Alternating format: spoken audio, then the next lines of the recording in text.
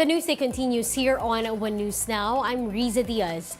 The island of Palawan has been declared free of insurgencies.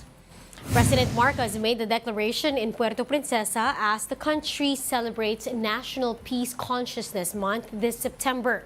Speaking to reporters after the event, the president said the declaration can help Palawan bring in more tourists and investments. Alam naman natin, Palawan is very tourist sensitive. Unless you have a peaceful community, unless you have security in the area, ang hirap talaga maka-attract ng investment. And so now that we are able to wave that flag, sabihin natin, no, Palawan is free. Palawan plays a very, very large part in Philippine tourism. The government is now hoping to put an end to all insurgencies across the country by the end of President Marcos's term. President Marcos Jr. has emphasized that all armed conflict in the country must be resolved during his term. And by all indications, we are on track towards realizing this goal. LPG tanks have become more expensive this month. Effective Friday, LPG prices have gone up by almost 7 pesos per kilo, while auto LPG prices went up by almost 4 pesos a kilo. Now, this means an 11-kilogram LPG tank now costs over 1,000 pesos. Demand for LPG usually increases during the Burr months, so expect even more prices hike soon. Pump prices are also expected to climb next week. According to an initial forecast, diesel prices could go up by about 1 peso per liter, while gas prices could see a 50 centavo per liter increase. We'll be back with more stories after the break. Keep it here on One News.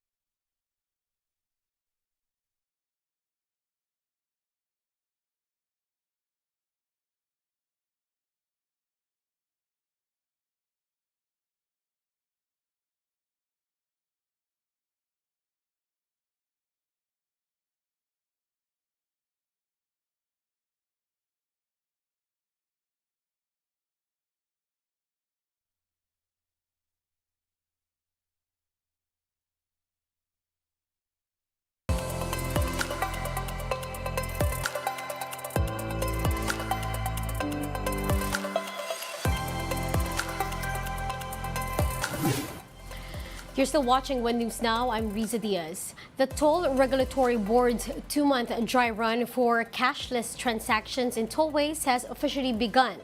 Gerald De La Peña with the details.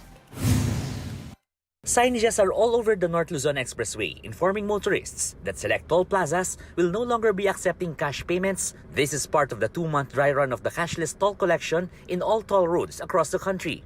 Included in the run are 23 toll plazas along SLEX, NLEX, ECITEX, TPLEX, Cavitex, Calax, NAIA Expressway, Skyway, and the Cavitex C5 link.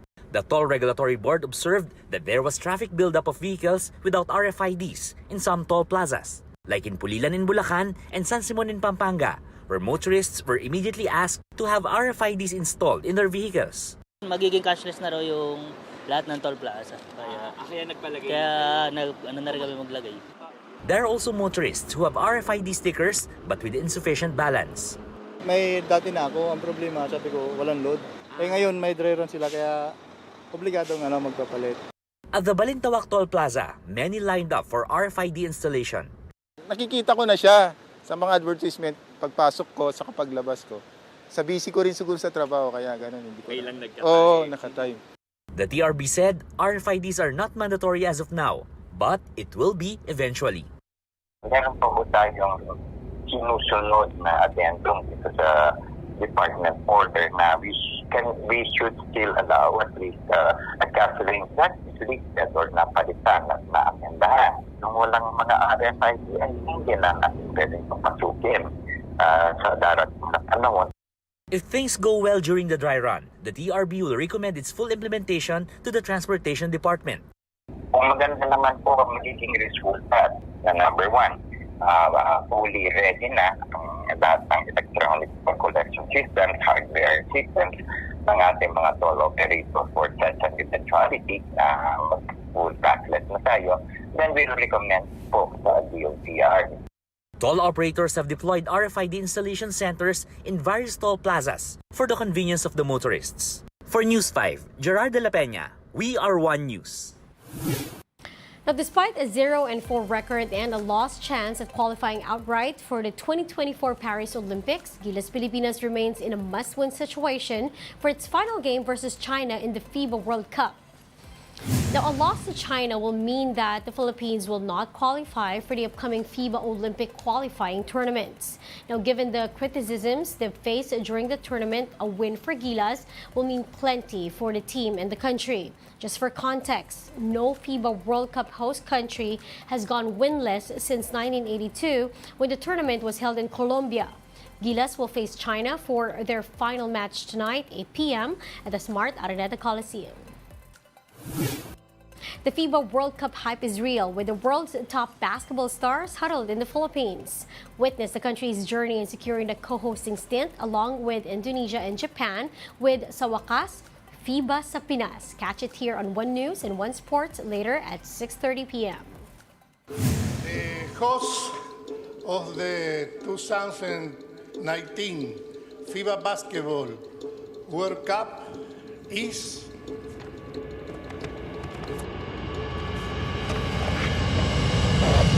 China.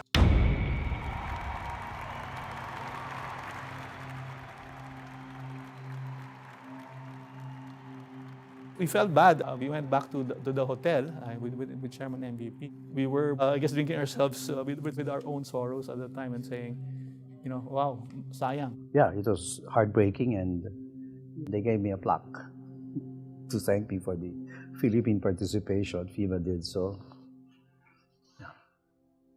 We did not let go of the dream. And then now, we're hosting it.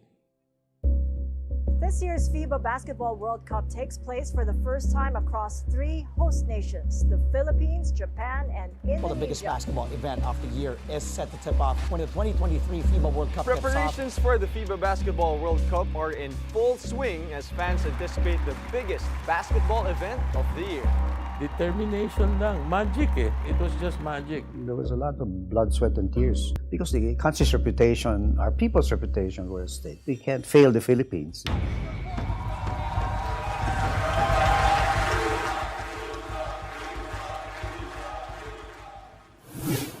And those are the top stories of the hour. Join us later at 10:45 in the morning as we continue to monitor the day's biggest stories. I'm Riza Diaz. We are One News.